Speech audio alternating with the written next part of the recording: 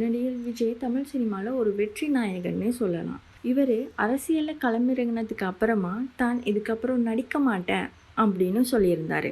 அது மட்டும் இல்லாமல் ஜனநாயகன் தான் அவரோட இறுதி படம்னு அவர் சொல்லியிருந்தார்.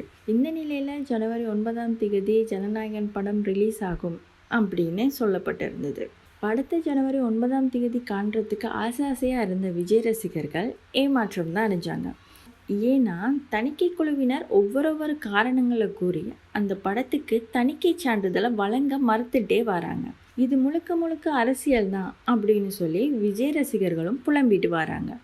ஜனநாயகன் படத்தோட பிரச்சனை ஒரு பக்கம் இருக்க, விஜய் அரசியலில் முழு கவனத்தையும் செலுத்திட்டு வராரு.